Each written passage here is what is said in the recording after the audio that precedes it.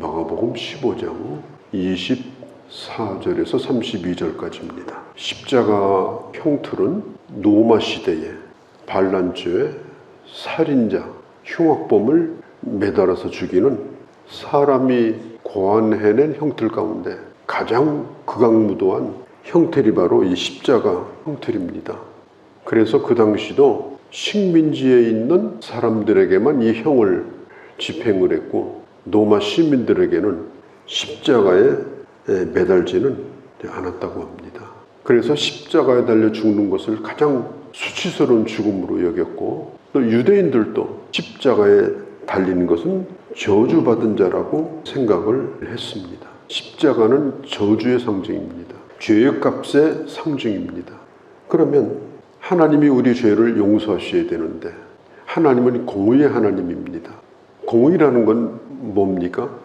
법대로 하는 겁니다. 하나님은 법을 만드신 분이고 법을 집행하는 분이신데, 하나님께서 누구를 용서하고 싶다고 해서 눈 감아주고 누구는 벌을 주고 이런 식으로 하면 이 세상은 하나님의 공의가 허물어지고 그때부터는 하나님이 될 수가 없어요.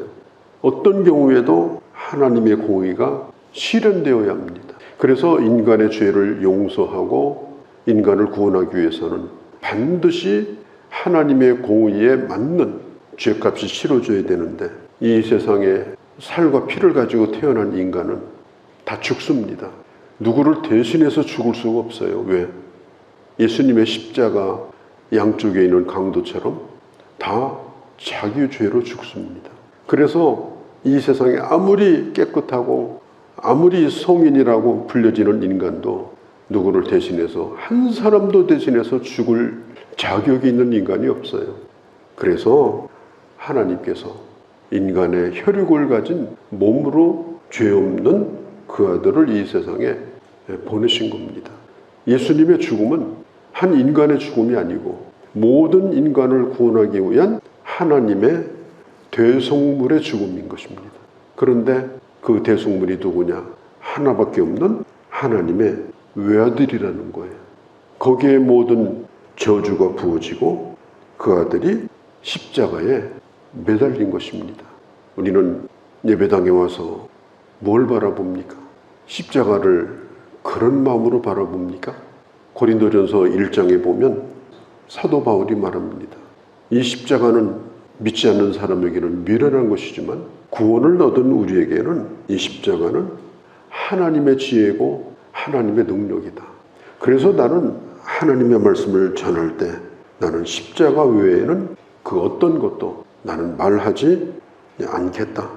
유대인은 표적을 구하고 이방인들은 십자가를 미련하다고 말하고 헬라인은 지혜를 구하지만 나는 십자가 외에 그 어떤 것도 나는 복음을 전할 때 말하지 않겠다.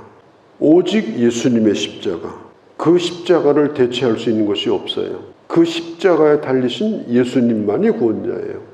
누구도 우리 죄를 위해서 십자가에 달린 자가 없어요. 세상에 어떤 교주도, 어떤 종교 지도자도, 어떤 성인도 인간의 죄를 위해서 십자가에 달린 자는 없습니다. 오직 한 분 예수 그리스도만 우리 죄를 위해서 우리를 대신하여, 그것도 죄인들 사이에서, 양쪽 강도 사이에서 주님은 죄인의 모습 그대로 십자가에 달려 죽으신 것입니다. 성경에 있는 대로 29절에 지나가는 사람들이 전부 예수님을 모욕했습니다. 누구도 예수님이 왜 죽는지 몰랐어요. 누가 예수님을 알아주고 존경하고 그런 사람이 없었습니다. 지나가는 사람, 대제사장, 서기관, 심지어 형을 집행하는 로마 군인까지 예수님을 조롱했지만 예수님은 자기 길을 스스로 묵묵히 걸어가셔서 십자가에 달리신 것입니다. 로마서 3장에 보면은 인간은 다 죄인이라고 그랬습니다. 로마서 1장서부터 보면은 1장 21절서부터 인간의 죄가 20몇 가지가 나오는데 거기에 걸리지 않을 사람이 없어요. 누구도 죄인임을 핑계댈 자가 없습니다. 하나님 앞에서 인간은 다 죄인이에요. 예수님은 모든 사람을 위해서 죽으셨지만 그 예수님이 자기의 구원자가 되려면 왜 예수님이 죽으셨는지를 알아야 되고, 그리고 그 예수님을 믿어야 예수 그리스도께서 그에게 구원자가 될 수 있는 것입니다. 십자가만을 자랑하겠다고 했던 사도 바울이 예루살렘에서 붙들려가지고 가이사랴로 끌려가서 그 로마 군인들의 감옥에 갇히게 됩니다. 사도행전 26장에 보면 그때의 그 로마 총독 베스도와 헤롯 아그리빠 왕이 이 바울을 신문해요. 베스도가 바울에게 이렇게 말합니다. 너는 하도 많이 배워가지고 네 학문이 너를 미치게 했다. 그러니까 바울이 뭐라고 그래? 나는 미친 것이 아니라 나는 정신이 온전하다. 당신도 나처럼 되기를 원한다. 고린도서 5장 13절에도 비슷한 말씀이 나옵니다. 우리는 미친 것이 아니요 정신이 온전한 자다.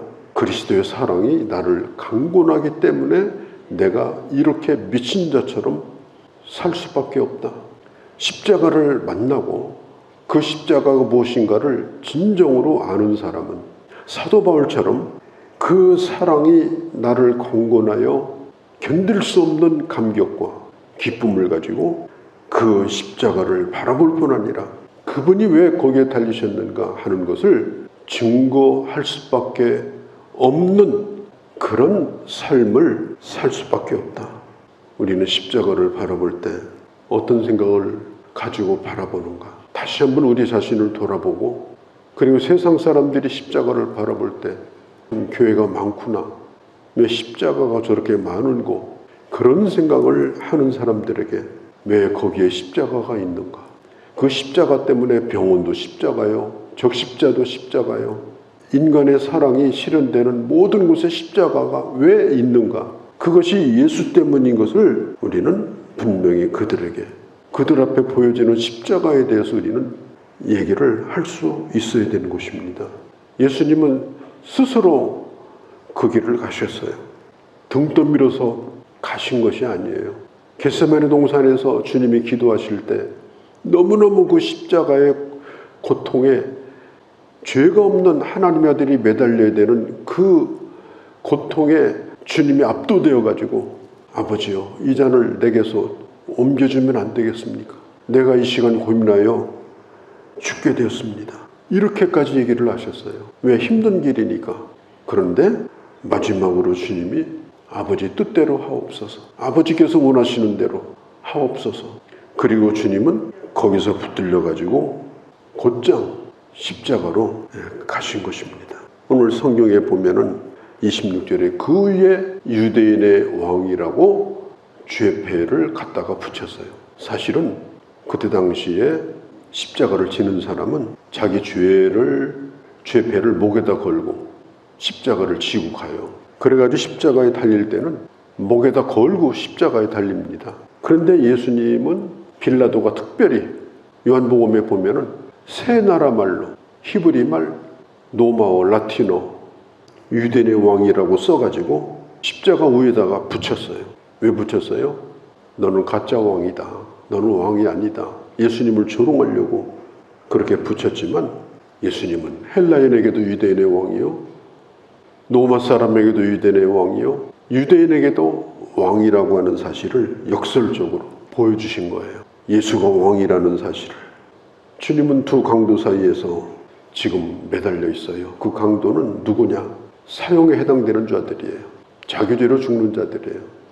예수님이 예루살렘에 가까이 왔을 때 그때 세베대의 아들 요한하고 야고보가 예수님에게 청을 합니다. 예수님이 나중에 왕이 되고시든 면류관 쓰고 왕의 옷을 입거든 우리를 하나는 좌편 하나는 우편에 있게 해달라고. 그러니까 예수님이 내가 주는 잔을 마실 수 있겠느냐? 그러니까 마시겠다고 그렇게 큰 소리를 쳤습니다.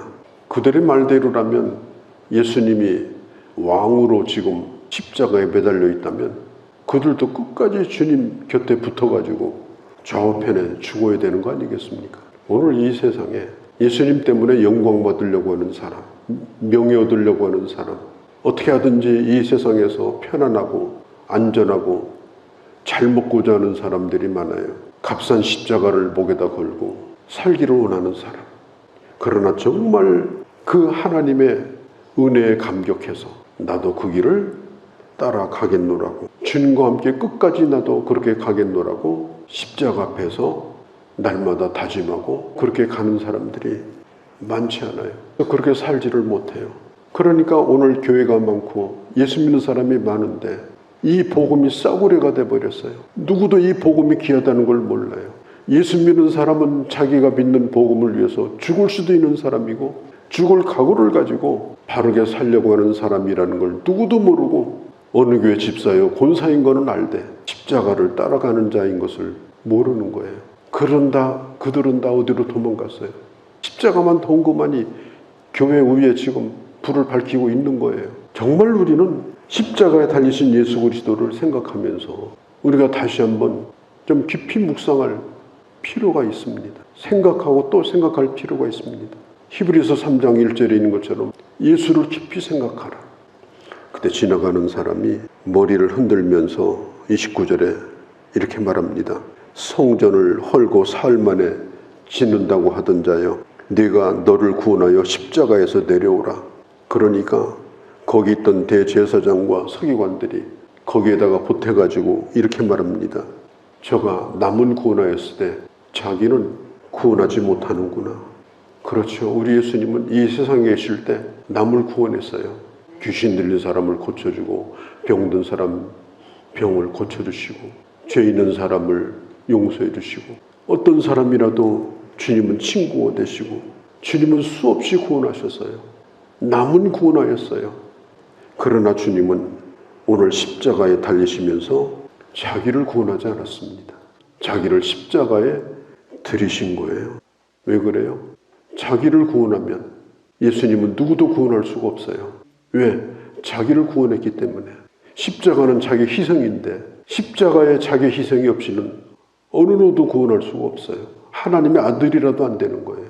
그래서 주님은 자기를 구원하지 않고 죄인을 구원하기 위해서 거기서 내려오라고 악한 마귀가 그들을 시켜서 예수님을 시험했어도 예수님은 끝까지 그 십자가에 달리신 것입니다. 얼마 전에 큰 배 하나가 물에 빠져서 학생들 수백 명이 죽었어요. 누가 제일 먼저 빠져나왔느냐? 선장이 파자 맞바람으로 제일 먼저 빠져나왔어요. 자기는 살고 다 죽였어요.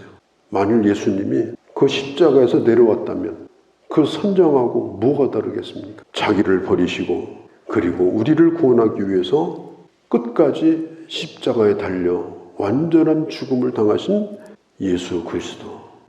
지금도 그렇고 우리가 하나님 앞에 갈 때까지 그 십자가의 그 사랑을 잊어버리면 안 됩니다. 저 붉은 십자가가 왜 저렇게 붉을고 우린 그걸 생각하고 바라볼 때마다 우리 가슴이 뛰어야 됩니다. 감격이 와야 되는 것입니다. 왜 못 내려오겠습니까? 우리는 조그만 그 자존심, 내 이익권, 나의 입장 이런 것 때문에 나를 지키려고 나를 살려고 얼마나 몸부림치고 때로는 모함하고 험담하고 다른 사람을 끌어내리고 그렇게 살아가는 우리 모습이 아닙니까? 내게 주어진 십자가가 있지 않습니까? 그것을 잘 지고 그리고 마지막 영광도 함께 주님과 받을 수 있는 그런 하나님의 사람으로 살아가는 우리 모두가 되어지기를 바랍니다. 거룩하신 우리 아버지, 오늘 십자가에 달리신 예수 그리스도를 생각합니다. 주께서 이 땅에 계실 때 얼마나 많은 죄인들의 손을 잡아주시고 고쳐주시고 품어주시고 질병으로부터 귀신의 들림으로부터 죄악으로부터 자비의 손을 펼쳐주셨던 주님. 주님은 자기를 구원하지 아니하시고 마지막에 우리를 구원하기 위해서 주님은 그 십자가에 달리셨습니다. 사도 바울의 고백처럼 십자가의 사랑이 나를 강권하도다. 그 사랑에 못 이겨 내게 주어진 십자가 바로 지고 그 길을 바로 걸어가며 하나님 앞에 영광이 되어지는 삶을 살아가는 그런 저희가 되게 하여 주옵소서. 세상 사람들과 함께 십자가를 바라보며 주님에게 욕을 돌리는 자가 되지 않게 하시고 그 십자가가 무엇인지를 선포하며 예수를 증거하며 사는 저희가 되게 하여 주옵소서. 우리 주 예수님의 이름으로 기도하옵나이다. 아멘.